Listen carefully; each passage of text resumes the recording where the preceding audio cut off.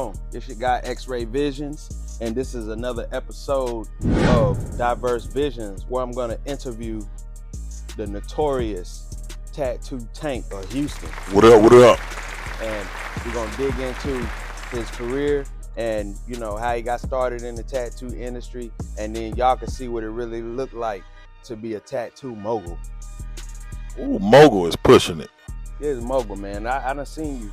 Now, this is my introduction and what I know of Tank, you know, in the short time that I've known this dude, is that, of course, if you look at his social media, he has a huge following of, out of minority tattoo artists, I think he has the biggest following of any black tattoo artist I know. He also hails from the notorious Houston, Texas, where they have a lot of black tattoo shops, and he is the number one shop in the area. Number one, baby. Which is 290 Inc. Well, I want to let him know and ask him some questions about himself. So the first question I want to ask you, Tank, is who is Tank? Who is Tattoo Tank?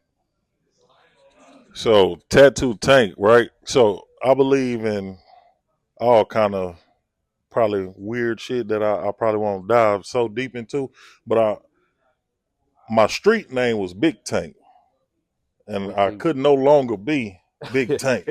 So I had to change my name and my whole persona and everything to Tattoo Tank, bro. Right. I read 48 Laws of Power. One of the laws, I think is Law 28, is recreate yourself. Right. And that's what I did. I recreated myself to become Tattoo Tank Houston. Okay. Let me ask you this. Did Big Tank come from, how did that come about? Did it come from sports? I know you played so Big Tank came from my mama, bro. Mm-hmm. Well, like, that been my name. My mama called me Tank right now, Big Tank right now. You know, that's been my name my whole life. Mm-hmm. Like, a lot of people didn't even know my real name until I got the blue check and they made me put Byron Lofton right there. Oh, you know what I'm saying? Yeah, but they did us dirty with that. Yeah, everybody called me Tank or Big Tank, bro. Okay. Yeah, that's been all my life. Okay. You know, I came out my mama, I was big. Right. When you was reaching back to that, I want to touch on that. Like when you was younger, when you was a kid or in high school, like what was you into? Was you into art and stuff like that sparked you off, like getting into your career? Or was you more into sports or what? So I was more into hustling, bro, and it's been like that for a long time because my granddaddy was a hustler. Mm-hmm. You know what I'm saying? Yeah, in school. God. Like I saw everything, candy. Like, and so drawing was one of those things because like my uncle showed me like how to sketch out a truck in the dirt, right? Mm-hmm. It was raining outside. He showed me how to sketch the truck in the dirt. I went to school and I drew it, and then one of the kids was like, "Ooh, draw me one." Right. So I drew him one and I put a star. I put stars on it. Then I drew another one. I put flames on it. Then I drew another one. I made it pink. And then now you got everybody surrounding the table like, "Can you draw me one? Can you draw me one?" Yeah. So me thinking like a hustler, I'm like, "Let me get your milk. Oh, I'll draw you one." He started monetizing the drawings, man. Yeah. Yeah. Yeah, because that's before we had like really like a idea of what money is and something. But trading is trading. Yeah. I don't care what it is you're getting. But I tell you what, bro, like going back to my pawpaw, when I say the hustling is in me, is from the beginning, bro. Like I was 5 years old. This back in the day when the kid could go in the liquor store with you, and I would ask my pawpaw like, "Man, give me some candy, give me some chips." And he like, "You gonna have to get your own shit." Right. So he took me in the backyard and he put a nail in the bottom of a stick. Mm-hmm. And he said, "Now walk around the neighborhood and collect all the cans." Oh, and I had to be like 5 or 6 years old. Mm-hmm. And it might sound crazy, bro, but I remember the cold nickels and quarters hitting my hand. Yeah. And ever since then, yeah, all the kids running around playing and shit. Yeah. And I'm just waiting for them to finish their soda. I'm just sitting there with my stick. They used to talk about me. You know what I'm saying? They'd be like, "There's a weird nigga walking around with a bag and a stick." Yeah. But whole time I'm monetizing the game. I'm all in the ditch getting the cans. I'm all in the trash can getting the cans. They didn't understand it. They didn't understand it, man. But I was at school with a pocket full of change. So you felt like that sparked you off your love for getting to the bag, getting to the money. That sparked me right there, bro. That's because it was like an empowerment of having your own shit. Mm-hmm. Like we go to the store and I ask my mama for something, she say no. I'd be like, "Shit, I got me a couple coins. I go get me some chips." Have you ever had a job, a regular job? Yeah.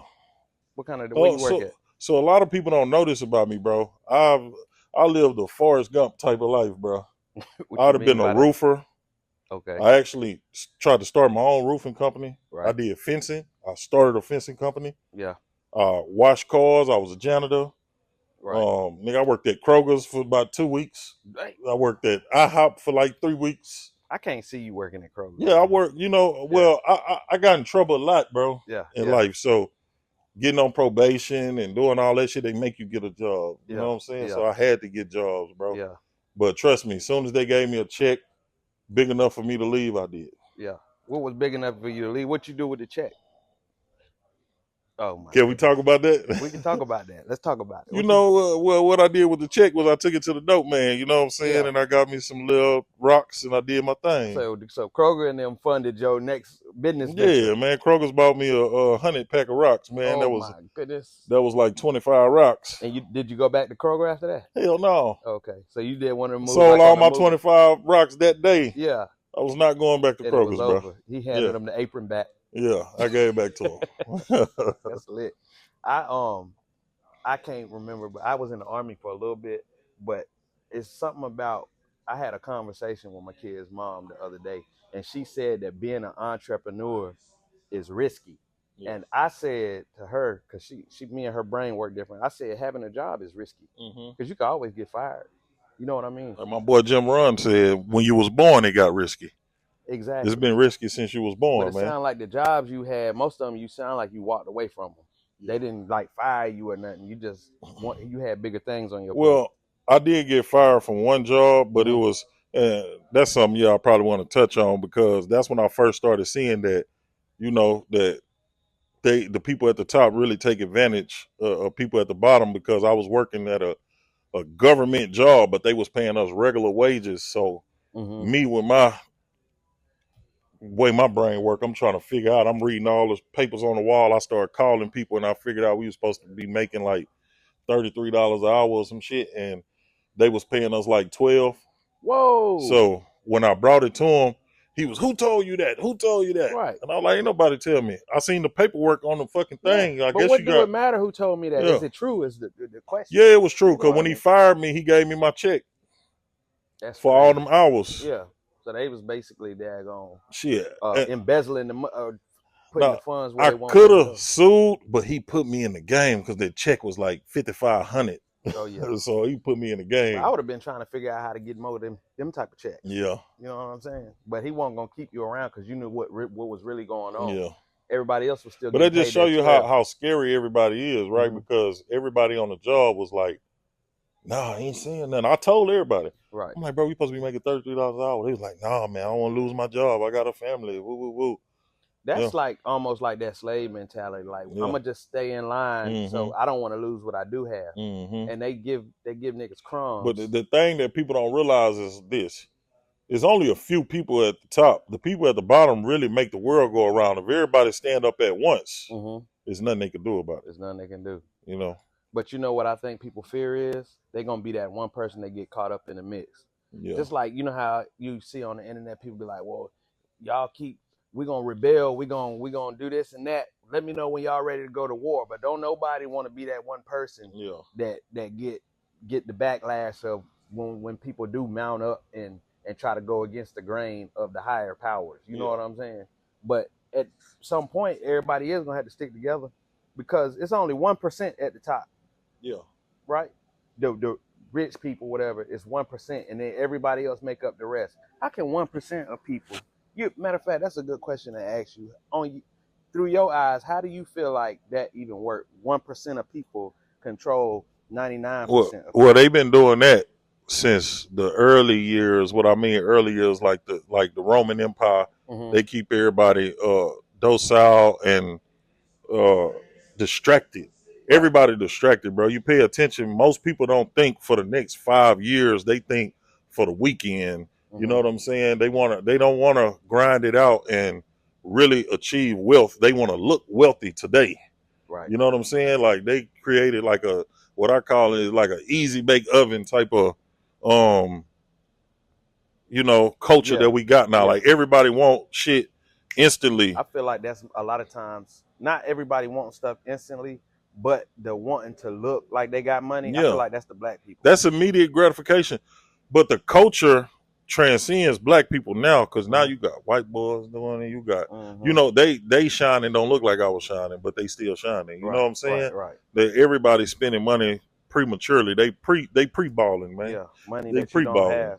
And I feel like the United States too, uh, people spend, they make it set up, they set it up so that we can spend money that we don't have. Because I had a dude, he owned a car lot, and he was like some type of Middle Eastern dude, Arab something. And he was like, in my country, it ain't no financing your car and financing your house. He said, we got to save it up and buy it. Yeah. But in the United States, you can finance damn near you know what's crazy? You talk about them Arabs. I remember I was in a store one time, right? And I was standing right behind him, and he said it in English. And he said, and when he seen I was looking, he started back speaking his native tongue, right? But he was saying, he was talking, it was some belts came out. I don't know if you remember them shiny belts, them BB Simon belts. They was like 150, 200. He was like, yeah, they come in here, they spend all their money on this. Wow. He was like, we don't even wear it. Yeah. I was like, damn, that's crazy. You were about to buy one too, weren't you? Yeah, I was, man. I was about to get about 2, 3 of them, man. Yeah. When he said that, I was like, damn, and I couldn't really hate on because he ain't lying, bro. No, he not. Yeah. And that's why I really never got into like designer. I don't really wear no, you know what I mean? I look like it's a regular dude. I don't be trying to I don't care about like I used to have a Ferragamo belt, but that's like the only belt like there was designer that I had. I never really cared about having a bunch of jewelry. Well, I'm gonna say that I'm a nigga that's torn in between the two. I know better, but sometimes I don't do better. Right. I admit that, bro. Like I know that Gucci don't like black folks, but that shit's so clean, man. You know what I'm saying? That shit's so clean. So sometimes what I try to do is like I buy that shit in moderation. I don't just go cashing out all the time, or I don't buy, oh, this just dropped and I buy it. I might wait and and get it, bro. But it ain't no right way to do wrong. You know? Right.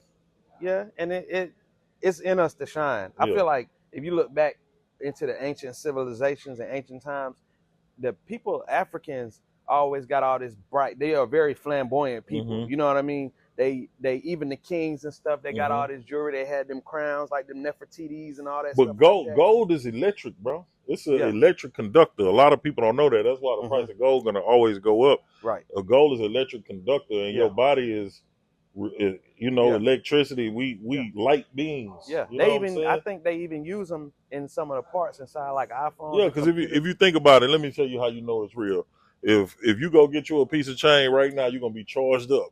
Chest sticking out like, you start feeling electric currents going through your body, nigga. You feel like, I'm on my shit. That's what that is. Yeah. Oh, I thought it was just because a motherfucker feel like they that dude. Oh, man, this shit's scientific, bro. I'm telling you, it's scientific. You put that shit on, like I got my watch back today. Yeah. I've been doing all this shit a little bit more. You know what I'm saying? I think, who said that? I think it was Kanye. He said, it's in me to shine. I'm something. He had a song talking about like, flexing is in us, you know what I mean? But I think that's partially true, but I really think it might be something to that, what you just said. It's that's real shit. I know I be sounding crazy sometimes, but if you look it up, you'll be like, okay, this nigga ain't that crazy. I'm gonna look. Let me tell y'all something about me, bro. I'm a 9th grade dropout, right? Right. And I'm a little ignorant because I'm from the ghetto. This ain't no act, but I got like 250 books under my belt.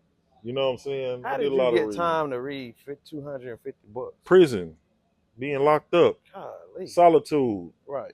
You know, the last time I went to prison, I did 3.5 years.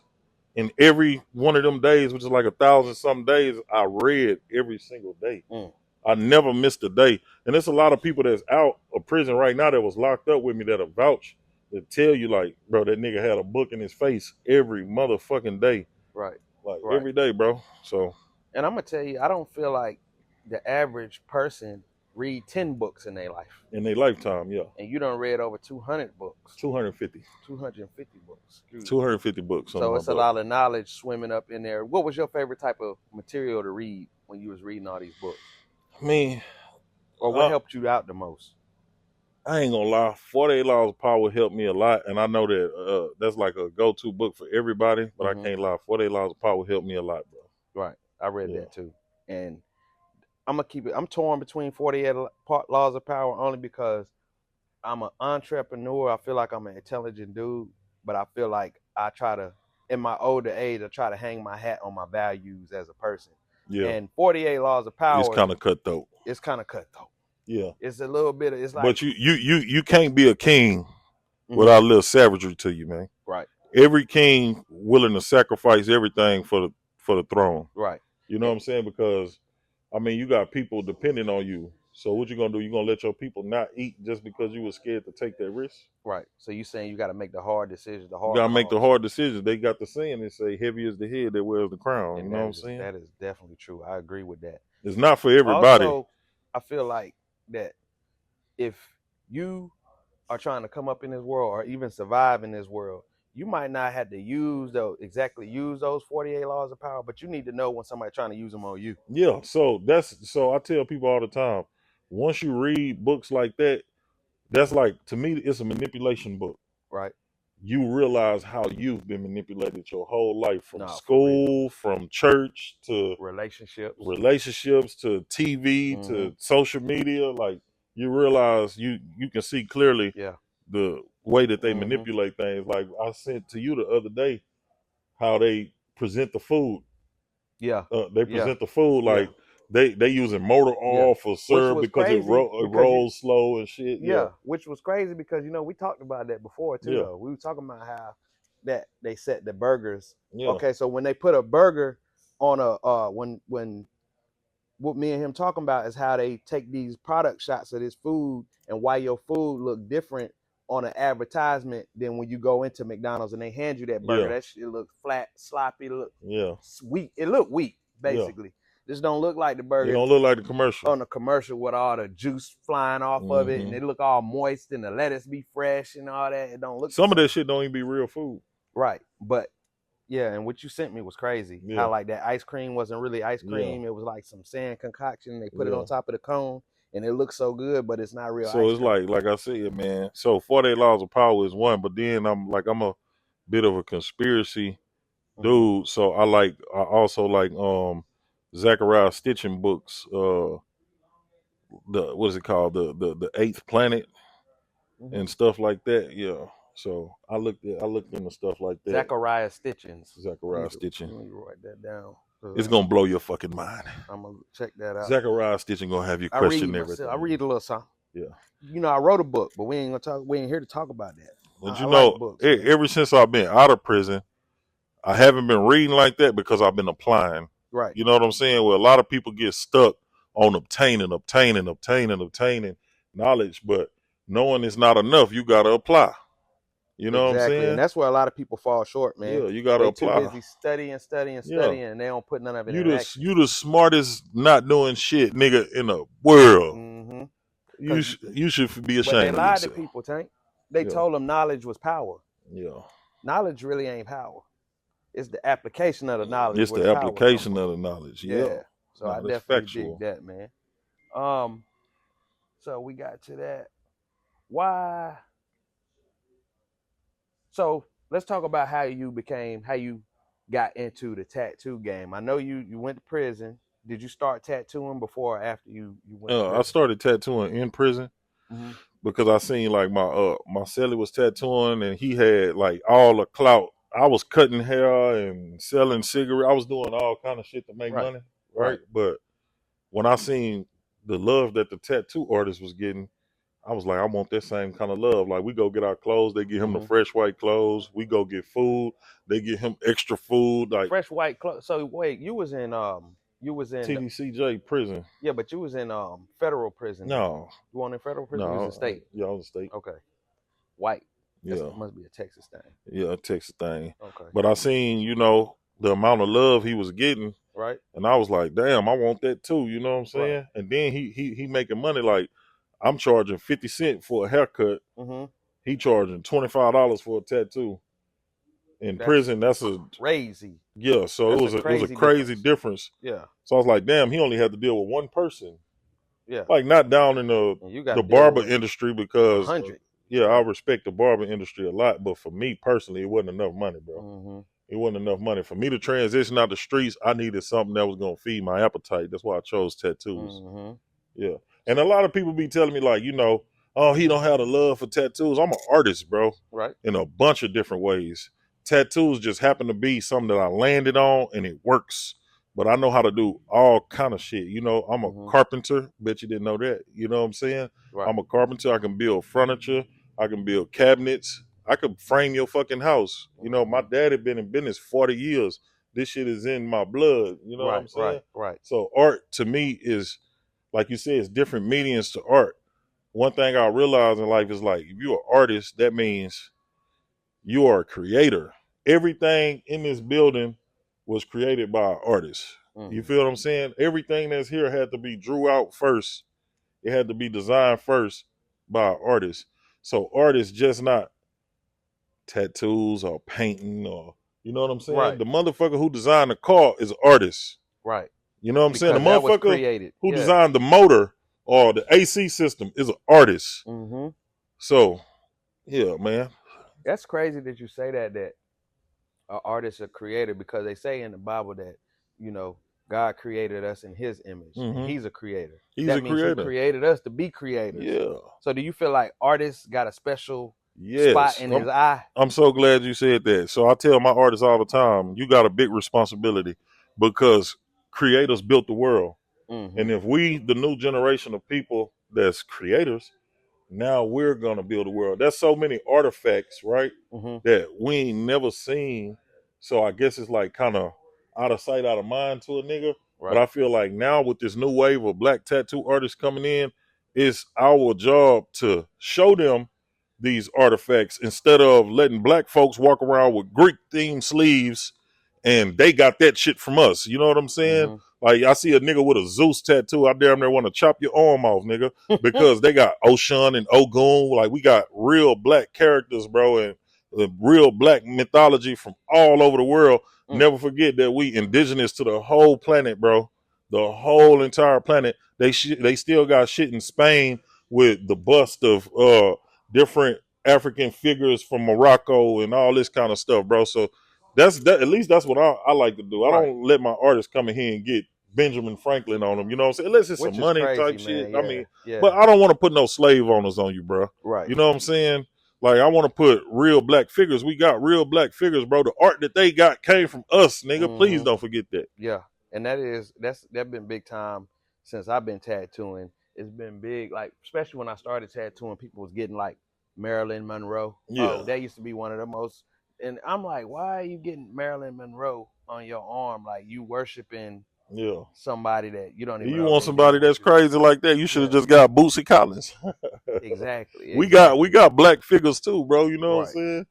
So how do you for like, every genre. How you feel like the new artists coming up, the young black tattoo artists are implementing their style into the game? They changing the game. Like, it's a whole new style. I mean, you talked about it's a whole new style going on right now, because like, in order to make tattoos pop on dark skin, you got to do certain things, and those certain things, like, I might see him do this or that, and then I take it and I implement it in mine. He might see something that I do, and right now we creating a whole new wave of tattoos, bro. Right. Now you got black people walking around with tattoos that's very visible. You can see from 10, 15 feet exactly what it is. But like back in the day, you couldn't tell. It just looked like a nigga got a bunch of mud on his body. Exactly. You know, and that's another thing about that too, is because those artists didn't know how to work with our skin, man. Yeah. You got to use a lot of open space. Yeah. And you know how it goes. Contrast, heavy contrast, man. Heavy contrast and thick inks. Part of that too is not being that stigma that you got to stick to these certain kind of rules of tattooing, because I'm pretty sure that stranger to this, because you tattooing in prison, you had to kind of go for what instead of going with all these rules that I think that was the advantage that I had in the tattoo game, bro, is because I never came up under the white boy rules of the tattoo game. Right. You know what I'm saying? And they got a lot of different little bitch ass rules that they try to put in your way, little obstacles they try to put in your way. And I ain't never go through that shit. I got out of prison. I was home 11 months and I opened my first shop. Good. So when I opened my first shop, I just went for what I know, bro. And I had to humble myself and learn from the artists that I hired. But long story short, I never had them white rules, so I don't understand it when I meet black guys. So I call them black guys because, you know, they got the same color skin, but they whitewash. Right. You know what I'm saying? Like, Right. so they think shit gotta go this way. Nigga, fuck the other side. Well, I ain't gonna say fuck the other side because I got white friends, right? I Right. ain't gonna say fuck the other side. But I'm saying fuck they rules, man. You old ass motherfuckers, man. Don't nobody want to buy no tattoos from you, bro. Oh That my shit over goodness. with, bro. You complaining about the internet because you can't keep up. I got artists, bro. They've been tattooing 2 years. They already on your goddamn ass, man. Get out of here with them bullshit ass Ed Hardy tattoos. Don't nobody want to buy that shit. Let me Weak ask you ass this. tiger crawling up the wall and shit. Oh my god, let's switch lanes for a second. Let's switch lanes. Why do you think that black tattoo artists complain about lack of representation? But let's just start with that question. It's a two-part question. But why do you think black tattoo artists complain about black representation when it comes to the industry and products Well, and things because like they that? don't represent us, right? Mm-hmm. Like we beg and plead to be sponsored by all the big brands, Dynamic, Eternal, and all that. Like nothing against them, you know what I'm saying? Do what you do. Well, no, fuck it, something against y'all because them niggas said they ain't like niggas. Right. So Right. whatever.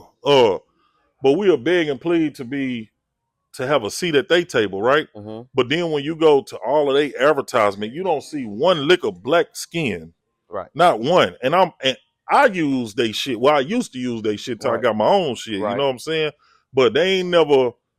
They'll sponsor a black artist if he tattoo white people, but they never Right. sponsored a black tattoo artist that tattoo black That people. portfolio is Yeah, fully complied with yeah. black skin everywhere and all But that. they don't want us to use it. I've had white and Mexican artists work for me that told me to my face that I don't want to tattoo them dirty niggas. Oh my goodness, that's rough, right So there. that's facts, bro. Right. You know what I'm Right. saying? Like they Right. told me this, so I'm not reaching and grabbing this out the air. I'm not race Mm-hmm. baiting. This is shit that I heard, That you shit heard that in I your own seen ear. with my own eyes, bro. Mm-hmm. They don't want to tattoo you. Why you steady going to them? And they'll take your money, Mm-hmm. but they don't want to tattoo you, bro. Mm.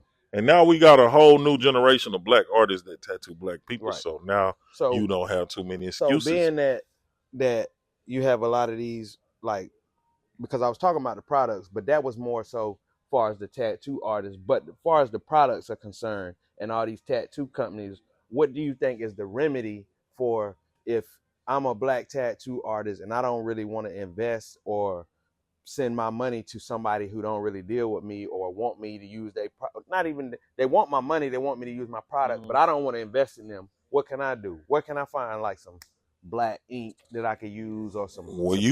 You can go to 290ink.com for starters. You know what I'm saying? What's 290?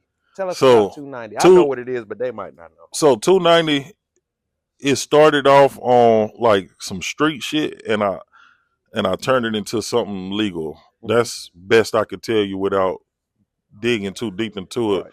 But it was something illegal that I turned a negative into a positive. You know what I'm saying? And Mm-hmm. since we already had hundreds of people repping it, I was like, okay, well, Right. 290. Right. You know what I'm saying? And that's how the studio came about. Yeah, that's how the studio as came far about. as more so, let me elaborate on my question. 290 tattoo ink, because Mhm. I've used it before and I know that this is like some stand-up ink. It's high quality, and I'm not even gonna promote something that I haven't used, and because I know I've seen people that try to shit on it, excuse my language, they try to shit on it, but they didn't even use it. They ain't even use it. I know it's some good product, but how did you come up with 290 tattoo ink? So I ain't gonna give them the Krabby Patty recipe. Yeah. But one thing I noticed is like I bought every color ink, right? Mm-hmm. I ain't gonna say every color ink. I bought every brand, Mm-hmm. and I noticed something in all the brands, right? Mm-hmm. And this brand, the blue is good for us. This brand, the greens are good for us. Right. This brand, the yellows are good for us. So what I did was I compiled all them, and then I started researching the ingredients, right. You know. Mm-hmm. And when I found what I was looking for, I sent it out to shout out to my boy Eric. You know what I'm saying? I sent it out, and the boy came back with like the most potent ink in the game, man. Right. So Yeah. what made you initially? And that ink is potent, and it sticks on. We say that it's formulated for darker skin than it is, but when you can work on dark skin, you can work on any skin. When Exactly. the ink shows That up on dark skin, it exactly. shows That's up on why the any skin. phrase is color to culture, Right. right? So it was made with melanin in mind, right? Mm-hmm. But if it works for us, it works for everybody. Everybody, because we got the most difficult skin Yeah. to shine through. Yeah. And if people don't know, I'm gonna give y'all a little lesson because I am the tattoo teacher. When you're doing a tattoo, what the tattoo artist is doing is implanting the ink on the second layer of skin. So they have to go, you have the dermis is here and the epidermis is here. The epidermis is the top layer of skin, and the ink needs to be put into the dermis. Well, if you black, all the melanin is on this top layer, so the ink has to shine through here for you to be able to see it. It has to shine through that brown or whatever color you are. And that's what this ink does, is it shines through and we can see it on the outside. But if it can shine through dark, it can shine through anything, and that's why we say it can work on anything. Yeah, and the thing is, it's a thicker blend. Right. Like water base don't work on us. Okay. It'll fade. Mm-hmm. But that thick, like oily base, Right. it work on us. And the thing is, bro, it's so crazy. Like I hate to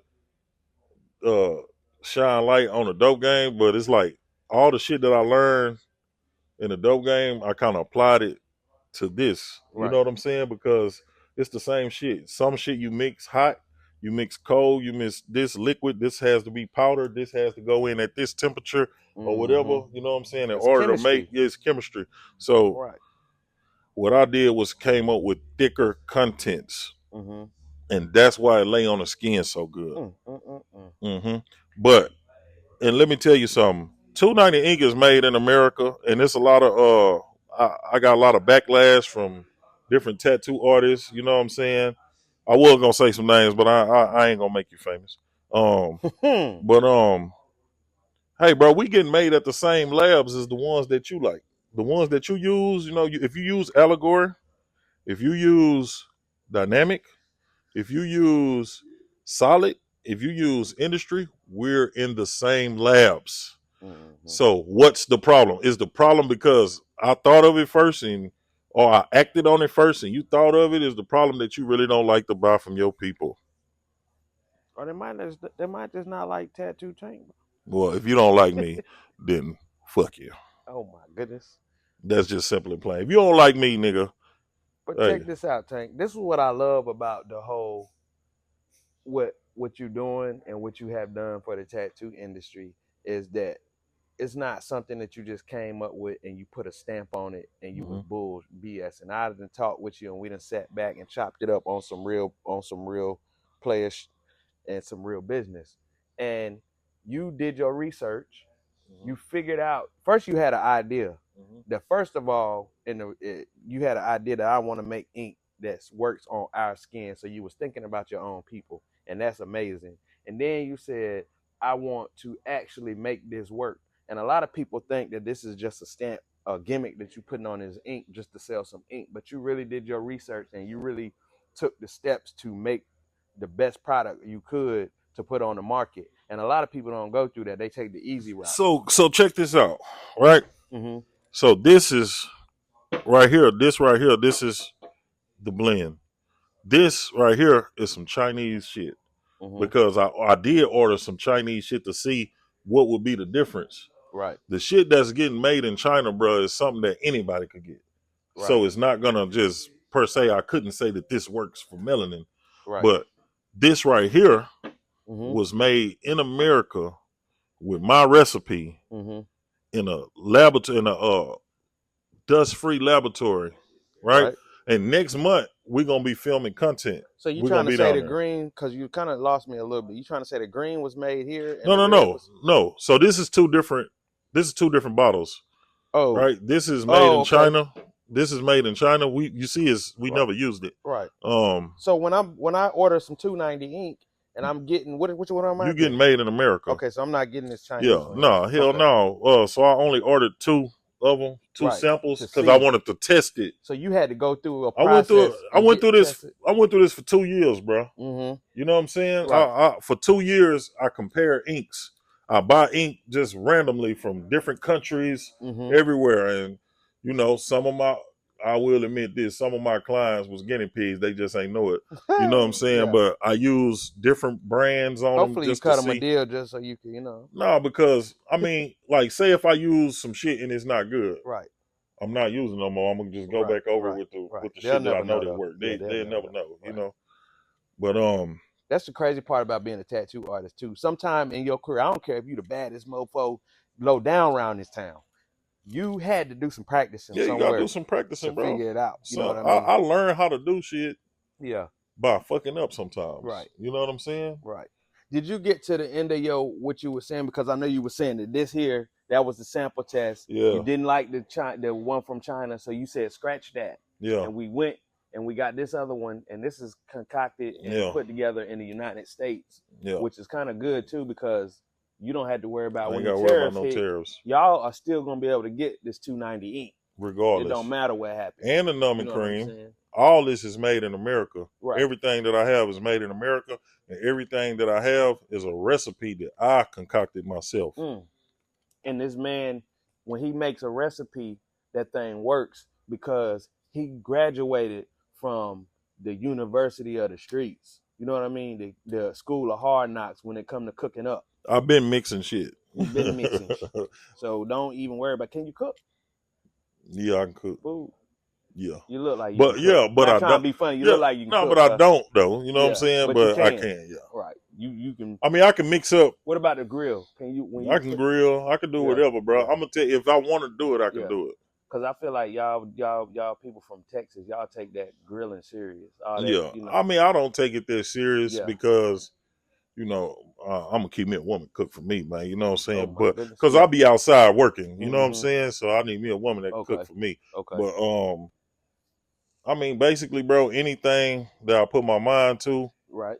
you know, I get real obsessive and I stay up for Mm-hmm. nights and days and days and nights, and I Right. need my solitude. Right. I might be an asshole to the ones Mm-hmm. that love me because I need to be by myself so that I can come up with certain shit. Right. We got like I got a whole like you know you keep your folder binders. I got a Right. whole bunch of them Right. with different concoctions just Right. wrote Right. down. You know what I'm saying, on shit that I want to mix up because we coming with body cream Mm-mm. and some smell good, some incense and some candles and stuff like that. Like we coming up with all that right now, man. It's in That's the what's up, works. man. And Yeah. the fact that you actually care about your product, because I know that you like a flamboyant dude, you flash, but you know everybody got their personality. But on a serious note, you really care about if this product work or not. You got to You have know a what I good mean? product because if you don't, you can't buy this shit. You know what I'm talking Yeah, about? You you're can't right. buy this. You can't buy this watch Dude, selling bullshit, this nigga. dude right So you here, know, yeah, like, yeah, I like shiny shit. right, Everybody knows. But in order to have the people coming back and coming right. back and coming back, you got to Longevity, have a good work, right? bro. Because if they Yeah. use it and it don't really work like that, they're Hmm. gonna be like boom. And I feel like Yeah, a you, lot of people who used it was shocked that yeah, they was like, "Damn, this shit really?" that's crazy, Yeah, right? And I feel like and like you was talking about earlier too, if soon as somebody found some way to talk about the product, being that you black and you own a tattoo company, a tattoo product line, hmm, that they gonna look for a reason to already drag it anyway. So it had to be good yeah, for it to even last on the market. And you looking for the longevity and adding more products. So is any other products you looking on adding in the near future? Because I know you got yeah. the numb cream out. Like really soon, bro. So every 2 months, I'm dropping something. Oh, that's the Every two plan. months, I'm dropping something for Okay. probably the next 2 years because I want to have 100 products on my website. Uh-oh. So Yeah, y'all stay on the lookout for more 290 products. If you like that, keep up with it. You're gonna be having more stuff and in the it's not future. gonna be just all tattoo products. You know Mm-hmm. what I'm saying? Like we looking to reach out into different markets, bro. Like I love tattoos, but it's not the only thing on the planet that's art to me. Right. Yeah. What gives you the confidence when you're doing all these things and you thinking up, you know, products, or you thinking up ways to make your business work better or better? What gives you the confidence to believe in yourself? Well, the confidence to, I've been had a big confidence in myself, bro, since I was little. I believed in myself, and it's just like so. Like earlier, you said knowledge is not power Right. without applying. But every time I apply and it work, it just build my confidence up even more. You know what I'm saying? Because I'm battle tested, bro. That's why. You know, I've been through a lot in my life, and I done came through a lot. And the more shit that I overcome, it just make me, you know, stand up a little taller, and poke my chest out a little bit more. You know, I promote confidence. You niggas need to get confident, because that's really a lot of y'all problem. You talented, and you know, you got a bunch of good ideas, but you lacking confidence, bro. And nobody gonna believe in you if you don't believe in yourself, because that shit is like a aura that's over you when somebody see you. You know, like I had a person that I tattooed and another person tattooed, and they told me that when the other dude tattooed him, he didn't feel confident on the skin. But when I tattooed them, they felt confident. They felt the confidence in how I was handling the tattoo. You know what I'm saying? So that confidence is something that you wear. It come from the inside, but it shine on the outside. A motherfucker could tell when you ain't sure, bro. That's a bar right there. Yeah. That's a big whole live bar right there. You see your confidence on the outside. Yeah. And you got to have it on the inside, but it shines too. It shine on the outside, man. Your aura. The confidence that you have in yourself is gonna basically rub off onto your client. They're gonna be able to see if you're not confident, and then they're gonna be like, "What the man? That's crazy." So besides your products, obviously all that stem from you being a tattoo artist and all that, but I noticed that you are another talent, bro, and this being a content creator or just having a lot of followers. How did you go about? What keep you going viral? How do you do that, man? So what keep me going viral is that I understand that the algorithm is a rhythm of things. It's a pattern of things. The same time every motherfucking day. It's a rhythm. The whole world is moving in a rhythm. Like this motherfucking table is a bunch of atoms moving, right, that make it solid. You know what I'm saying? So if you can tap into that kind of frequency, bro, you'll understand that's where it all come from, right? So going viral, to me, I don't want to give them too much, because we got 290 University on the way, and this is where you will learn, you know what I'm saying, on how to build your... Look, I'm going to tell you what, though. Give you some stats on the kid. I ain't never tattooed nobody famous. I ain't never had a famous shout-out. So my following didn't come from that. My following came from connecting with the people, my people, you know what I'm saying? And the way that I did it, it is structured, but like I said, I don't want to give up too much, because 290 University is on the way. So you saying that all the followers and the social media and all that reach that you got online came from the work you put in? Organic growth, baby. Organic growth. So if somebody is like a younger artist or something, and they just want a tip on what's the biggest thing, the biggest factor that'll move the needle as far as them growing consistency. Being consistent. Like I see a lot of people like that I put on game, they'll do it for 2 weeks and they be like, well, it ain't working, I don't want to do it. Right. Well, if you stop for shit show, it ain't gonna work, fool. You know what I'm saying? But if you keep on going with it, and then at the same time, you need to make attractive content. You can't just, do anything. Well, my shit ain't going viral. Well, they didn't like it. You know what I'm saying? And that's okay. Everybody ain't gotta like your shit. But consistency. To me, social media is free commercials. So I'm on there selling my shit every day. It's free commercials, bro. Nobody ever lived in a time like this, bro. That phone is a bad motherfucker if you use it right, bro. Yeah. He said consistency, and you got to make attractive content. When you say attractive content, what you mean by that? Attractive content, like provocative, not in a sexual way, but that too. You know what I'm saying? Like, like you look at a girl, she ain't got no talent, right? But she got 1 million followers. What's her talent? Ass. You know what I'm saying? But I hate that. But it's provocative enough to make you scroll and be like, whoa. You know what I'm saying? You want people to say, whoa. You want people to say, what the hell? Or what the hell? You gotta be able to stop the scroll too. Yeah, you gotta stop them mid-scroll, man. And be like, man, who is this dude? This big ass dude with all these jewels on talking about his tattoos. Yeah, man. And I took advantage of the fact that I know I don't look like the average tattoo artist too. You know what I'm saying? So I was able to stand out from all you suckers. You know what I think to find pause. I'm gonna pause this early. But that your attractive, your content, make your content attractive, is that I think that you show a lot of what a lot of niggas want to be. They want to have the jewels on. They want to like be fly, have the confidence. Everybody want to be a tattoo artist. Everybody don't want to be a tattoo artist, but you know what I mean. They want to have a job that they can be proud of. They like, so you appeal when somebody's scrolling. They like, man, I want to be like that. And see, I put on purpose, bro, because I know what attract the mind of young niggas. A young nigga don't really give a damn about somebody going to work in a tight ass shirt and Right. you know, tucked in and woo woo woo. You know, a lot of dudes like, cause I'm speaking from my own experience. I didn't want to work because I didn't want to conform. Right. You know what I'm saying? Right. So I know that you know, it's a lot of gatekeeping that go on in the industry. But the reason I'm like I am is because I know that this shit can save a young nigga life. He might be out there selling dope because he don't know no other way. Right. But now he see these jewels and he see the cars and he like, damn, he might think I was in the streets. When he found out I'm a tattoo artist, it sparked his interest. Right. You know what I'm saying? Right. It sparked his interest, and now he don't want to be in the streets. Right. Because now you can still live that life and without conforming. Right. And, you know, you can do something that you're proud to do. So when you know, as far as you being relatable to the younger cats, when you first came in the industry, and I know, like you was talking about, it was all this gatekeeping and stuff like that. Is that part of the reason why you, because I noticed even at your tattoo studio, you got a lot of younger cats that's trying to learn, and you put them on. Do that contribute to the reason why you so accepting of them into the game? No, like for that? sure.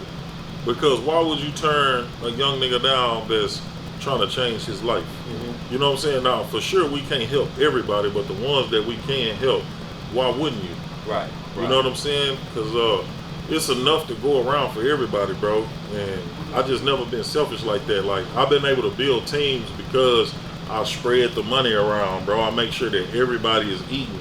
Right. You know what I'm saying? The last thing you want to do is eat in niggas' face. Good. You know what I'm saying? I'm glad to hear you say that. Especially if you black, because you know how we can get. Yeah. You know. Take your food. Yeah. How many artists you got at your shop? Or how many have you had? Like, Man, being in business in November 17th is gonna be 8 years. I had over 40 artists. hello. I had over 40 artists work for me, and at least 35 of them artists got their start at 290. So you literally have put a lot of people on, put a lot of people in the game. It's 6 functioning shops that came out of my shop. Oh, that's big. Right there. That's Yeah. big. So you put people, you raising the employment rate in the United States. You feel me? And like I said, bro, you cannot build a real team if you want to be the only one shining and you want to be the only one with the money. Eventually, one of them niggas gonna turn up on you. So I like to put niggas in position to be on so we can continue to work and grow together. That's lit. That's lit. What's this 290 or 290? What spark you want to? What is it first of all? What's 290 University? Oh, 290 University is something that me and my boy, X-Ray the teacher, putting on because I feel as though it's a new wave of tattoo artists coming. You never seen this many black people tattooing. And now, not only that, don't get me wrong, it's been black tattoo artists in the game, but not at this rate. And especially now that you have clients who would rather go to their own kind, you know what I'm saying? Mm-hmm. So that's opening a door. Like, it's like the game is brand new again, right? It's brand new again. We got a second win, I guess you'll say. Right. So 290 University is here to basically put on for us. Right. You know what I'm saying? Put on for the people who look like me and Ray. And you know, like, we ain't gatekeeping on you. Yes, you're gonna have to pay, but you're gonna have to pay to do anything. If you gotta pay to play. Right. You know what I'm saying? Can I add to that? Yeah. You gotta pay, but understand that tattooing is a trade. It's like any other, you know, like doing hair, being an esthetician, being a carpenter. Oh, my bad. Being a carpenter or being any kind of, like I said, it's a trade. It's a trade career. So when you go to trade school, you gotta pay to learn how to work on HVAC, HVAC. You know what I mean? And the same thing with tattooing. But understand, it's not just you paying like you're going to get a chain or some clothes. This is making an investment in yourself. So you're going to be able to recoup all of that money. It's on now. It wasn't on. Yeah, it went off. I just cut it back on. How long was it off? We figured that out after. Come on, man. Yeah, I feel like I was dropping balls and nigga ain't getting it, bro. Figure it out in the middle of the podcast now. Alright, shit. Back to it. Dang, what was I saying? You was fucking me up. Tattooing is a trade, man. Just like being an esthetician, a barber, or electrician, or working on HVAC. That's heating and air if you didn't know what that means. But so don't think of it as you have to pay, because to get an education, you probably gonna have to pay. Yeah, nigga, you gonna have to pay, because if you come here, if I'm gonna make sure that you making 6 figures, yeah, you gonna pay, nigga. So invest in yourself, bro. Stop being scared to invest in yourself. You gonna get us demonetized on YouTube. We ain't gonna get demonetized, bro. They got way worse shit than this. They got way worse stuff. Yeah. But look at it as an investment in yourself. Look at it as you paying. You're gonna recoup that money super fast. You know what I mean? The tuition that you pay to learn something, you're gonna be able to make money hand over fist, like my man said, for years on top of years, and you're gonna be able to elevate it again. The thing about tattooing, which a lot of people don't talk about, is there's room for advancement. You go to a lot of jobs, you get that job, and that's what the hell you're gonna be for the next 10 years. You gotta wait 5 years for a 50-cent raise. For somebody to give you a raise. You know what I do when I need a raise? I turn up. I accept more clients. I stay up later. Yeah. Whenever I need a raise. Market a little bit better. Yeah, market a little better. And that's what else we're gonna teach you how to do. Market yourself. Because this man is a marketing genius. You know what I mean? He not only do good tattoos, but he know how to get his name out there and reach the people, the masses. And the tattoo industry is projected to double by the year 2030. I'm not talking about by the people doing tattoos, but Gen Z is out here, and they getting tattooed. there's a very large percentage of Gen Z that's tattooed before they even turn 18. Yeah. And they're gonna continue to get. They're the most tatted generation to date. And you know what? I want to add to that too. And you got to realize that the 60s and 70s babies, they was the ones that kind of against tattoos. Mm-hmm. They're retiring. Yeah. Right. So now it's like the early 80 babies, the late 70 babies. Mm-hmm. They tatted up too. Yeah. They are the bosses now. So it's not the same no more. They don't have the same stigma. Yeah, it's not the same stigma. Like you can go get a job now with a hand tattoo. You know what I'm saying? They used to call them job stoppers, but you can get a job. So your clientele, do you tattoo people that are like these corporate people and professionals? Yeah, I tattoo, like, bro, the only people that can afford me is the black professionals. I tattoo pilots and doctors and law enforcement, teachers, nurses, a little bit of directors, goddamn corporate managers. Like, we tattoo all kind of people, and they all tatted up, bro. Right.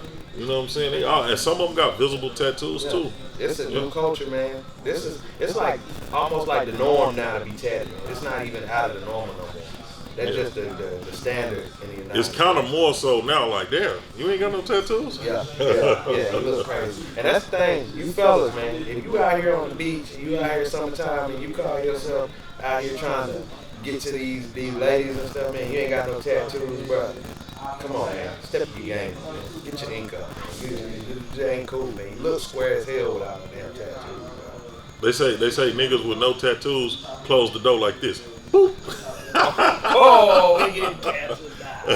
Oh, let me ask you something too. Since we getting a little spicy. Since you've been a tattoo artist, have you ever fucked with one of your clients? You ever had any sexual relations? Next question. Next question. You don't want to answer that. Next question. Next question. Next partner. Next question. Next question. Let me see. What is your favorite style of tattoo? What's your favorite thing to tattoo? My favorite type of tattoo or my favorite thing to tattoo? Both. I prefer tattooing women on their curves. You know what I'm saying? I prefer hip ass. What's your favorite style of tattoo? Ass tattoos. What's your favorite subject matter? Okay.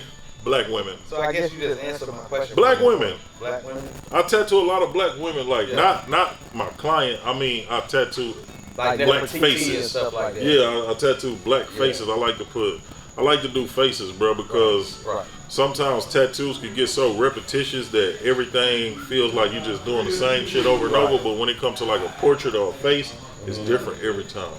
So it keep me intrigued. Yeah.